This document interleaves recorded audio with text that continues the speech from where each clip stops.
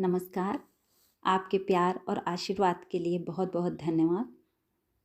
हमने जो पिछले 2 एपिसोड देखे वो आपको कैसे लगे, आप चाहें तो कमेंट बॉक्स में जाकर कमेंट कर सकते हैं। हमने पिछले एपिसोड में देखा था कि मीरा जी को गिरधर गोपाल क्यों अपने वर यानी बींद लगने लगे थे, और जब उन्होंने गिरधर जी को ही अपना बीन माना तो मानो उनका जीवन कुछ अलग ही हो गया। आप लोगों से अनुरोध है कि आप कहानी अंत तक सुने। अगर आप अंत तक सुनते हैं तो आप पाओगे कि आपके जीवन की बहुत सी परिस्थितियों को संभालने में आप सफल रहेंगे। चलिए हम आगे की कहानी शुरू करते हैं। क्या सच भाभो? सुख भरे आश्चर्य से मीरा ने पूछा। सच नहीं तो क्या झूठ है? ऐसा माँ ने कहा। चल मुझे देर हो रही है। माँ ने ऐसा कहा।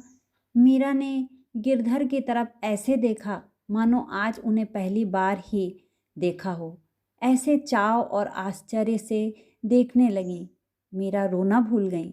माँ का सहज ही कहा एक एक शब्द उसकी नीति भी थी और जीने के लिए संबल और आश्वासन भी।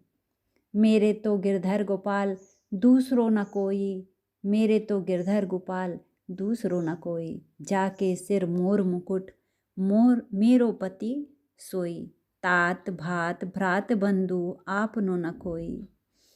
महल के परकोटे में लगी फुलवारी के मध्य गिरधर गोपाल के लिए मंदिर बनकर 2 महीने में तैयार हो गया।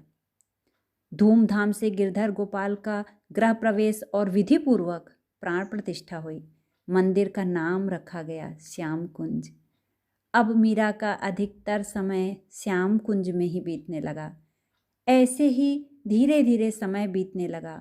मीरा पूजा करने के पश्चात भी श्याम कुंज में ही बैठे बैठे सुनी और पढ़ी हुई लीलाओं के चिंतन में प्रायः खो जाती। वर्षा के दिन थे, चारों ओर हरियाली छाई हुई थी। ऊपर गगन में मेघ उमड़ घुमड़ कर आ रहे थे। आंखें मूंदे हुए मीरा गिरधर के सम्मुख बैठी हैं। बंद नैनों के समक्ष उमड़ती हुई यमुना के तट पर मीरा हाथ से भरी हुई मटकी को थामे बैठी हैं। यमुना के जल में श्याम सुंदर की परछाई देख वह पलक झपकना भूल गई। यह रूप, ये कारे कजरारे दीर्घ नेत्र, मटकी हाथ से छूट गई और उसके हाथ न जाने वह भी कैसे जल में जा गिरी। उसे लगा कोई जल में कूद गया और फिर 2 सशक्त भुजाओं ने उसे ऊपर उठा लिया और घाट की सीढ़ियां चढ़ते हुए मुस्कुरा दिया। वह यह निर्णय नहीं कर पाए कि कौन अधिक मारक है, दृष्टि या मुस्कान। निर्णय हो भी कैसे? बुद्धि तो लोप हो गई। लज्जा ने देह को जड़ कर दिया और मन तो बैरी बन उनकी आंखों में जा समाया था। उसे शिला के सहारे घाट पर बिठा कर वह मुस्कुराते हुए जल से उसका घड़ा निकाल लाए। हंसते हुए अपनत्व से कितने ही प्रश्न पूछ डाले उन्होंने ब्रज भाषा में। अमृत सी वाणी वातावरण में रस सी घोलती प्रतीत हुई। थोड़ा विश्राम कर ले, फिर मैं तेरो घड़ो उठाए दूंगो। कहा, नाम है री तेरो, बोलेगी नाय? मुँह पे रूठी है क्या? भूख लगी है का?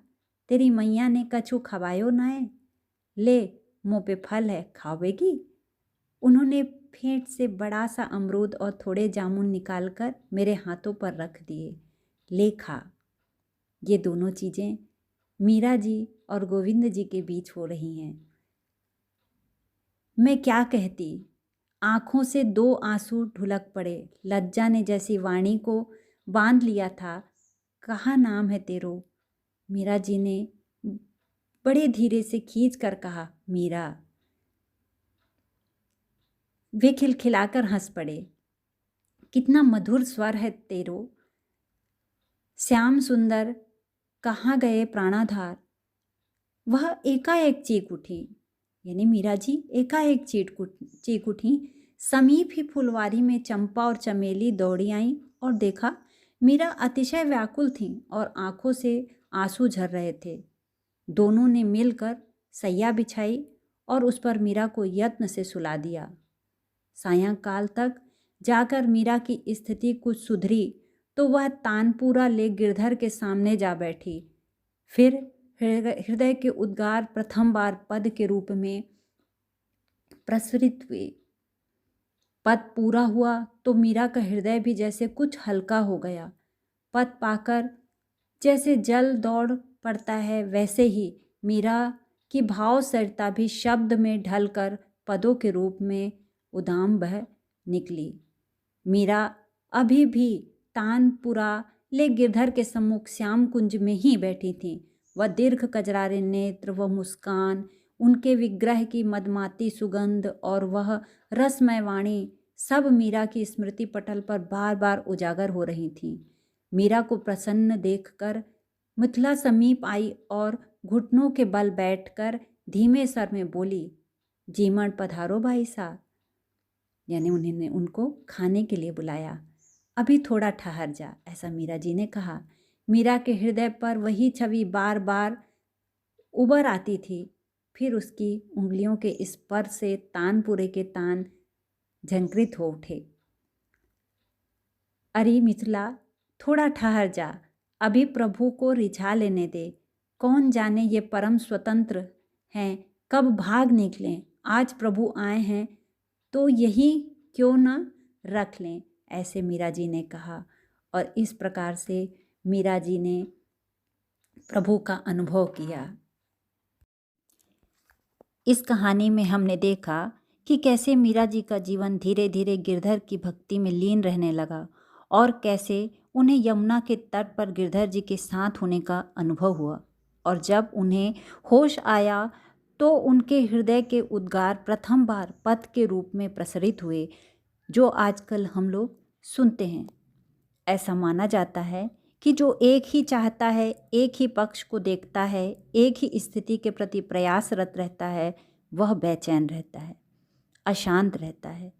जो दोनों सुख दुख, मान अपमान आदि सभी द्वंद्वों को स्वीकार करता है, दोनों के प्रति जागृत रहता है, अपने मन को गोविंद के चरणों में लगाकर सभी द्वंद्वों को स्वीकार करता है, निरपक्ष तटस्थ रहकर वह शांत रहता है, स्वस्थ रहता है।